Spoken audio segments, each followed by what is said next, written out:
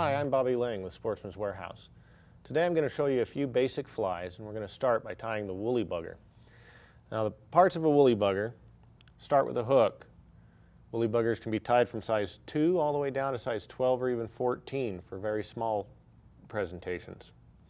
We'll fasten the hook in the vise. I'm using a peak rotary vise, but I'm not going to use the rotary features. I'm just showing you the basic fly tying procedures. I'll be using 140 red ultra thread by UTC. The 140 is the denier of the thread, or the thickness of the thread. The thread you can use comes in 210 for a little thicker, or down to 70 for a lot thinner thread, all depending on the strength of the thread that you need to tie the fly that you're tying. For the woolly bugger, 140 is a good standard size. I'll also be using red. Red is a very nice thread for all patterns, just a good basic thread, as well as black is another good color to use.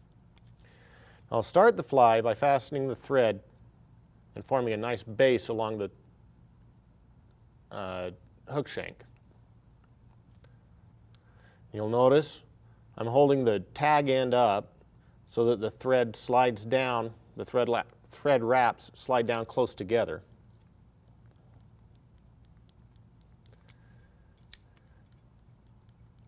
And I'll bring that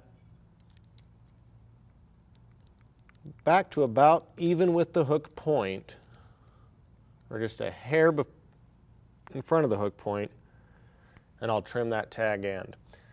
You'll see that the other trick that I'm using is that I'm holding my scissors in my hand as I tie so that I don't have to stop and pick up a tool every time I need it. Now, the other parts of the woolly bugger, for the tail we use marabou. We'll use black for this. Marabou comes in many different colors depending on the fishery that you're fishing or what the fish are in the mood for.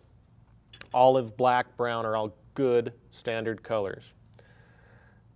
And for the tail, I'll choose, depending on the size of the fly you're tying, a plume or 2 of marabou.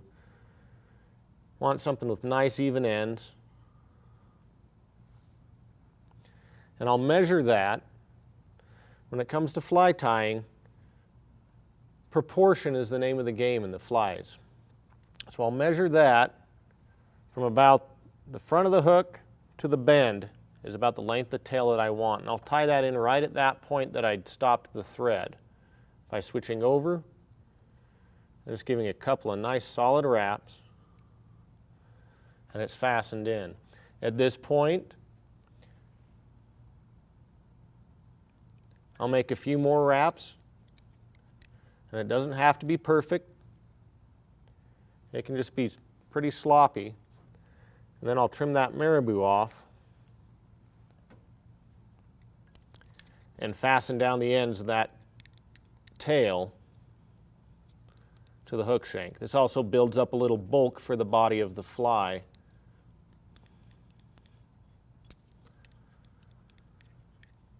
Now, there's several things you can add at this point of the fly. If you want a weighted fly, you can add lead wire to it. That can help it sink a lot faster. I will add a strand of monofilament, and I'll explain this here in a little bit what I'll do with the monofilament, but it's at this point that I tie in this monofilament.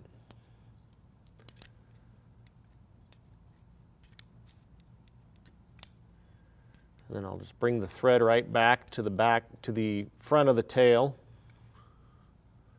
and I'll just let the monofilament rest off to the side. Now, for the body of the woolly bugger, we'll use chenille. It comes in different colors as well, just like the marabou, and just like the feather that we'll be using to give the woolly bugger its finish. I'll take a strand of that chenille, and I'll tie that in at this point and fasten it. Just kind of hold it down with that thumb and wrap it so that it fastens in really good. And at this point, you can bring your thread up to the finishing point of the fly. This is a very simple fly. There are only a few steps to it: a tail, a body, and a feather. Now, leave plenty of room at the head so you don't crowd the eye when you finish the fly, so you have a nice clean head on this fly. A lot of people at this point would add flash into the tail. At this point, you would also add any rubber legs, if you were to add rubber legs, and add any of those sort of materials to give your fly a little extra flair. The other thing you could add prior to tying, cone heads, bead heads, dumbbell eyes, anything to give that fly some weight. But for this purpose, we're just tying the basic woolly bugger. And at this point, we'll wrap that chenille forward with close wraps.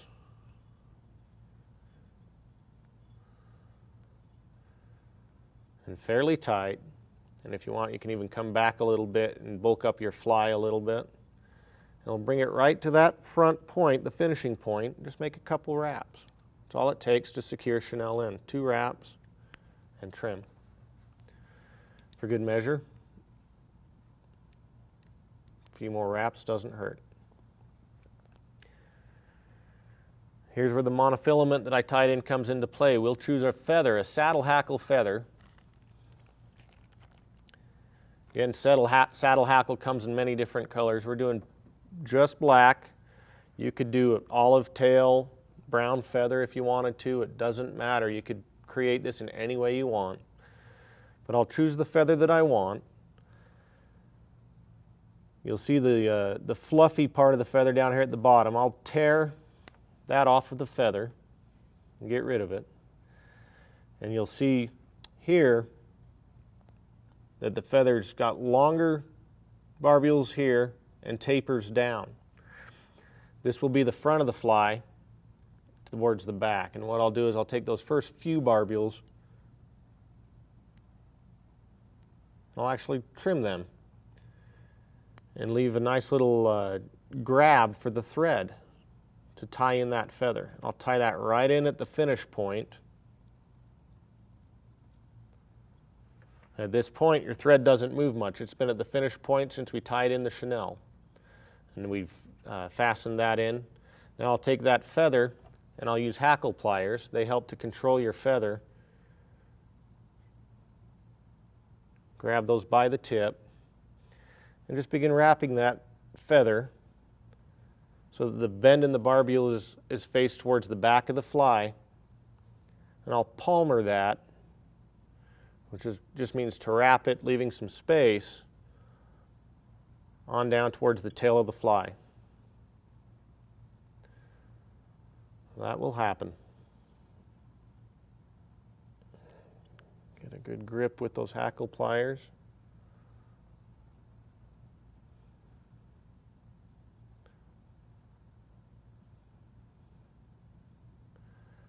Bring that back to the tie-off point, and here's where that monofilament comes in.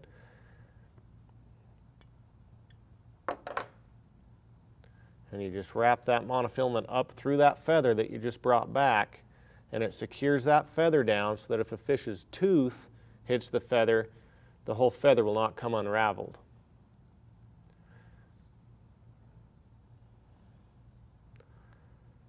And you'll see that the barbules of the feather are going every which way. That's okay. I'll bring that monofilament to the front of the fly, make a few wraps, tie it off, get it out of the way. And now I'll just bring with my left hand, hold all the feathers back while I create a nice head, fastening the monofilament, the feather, the body, all that much more. And several thread wraps to create a nice smooth head. And here you can either do a half hitch. I like to do a whip finish with the Renzetti tool.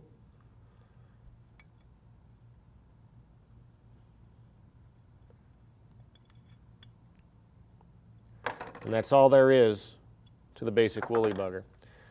As a final step, as I do with all my flies, I'll add a little head cement just to secure those thread wraps and make a much more durable fly.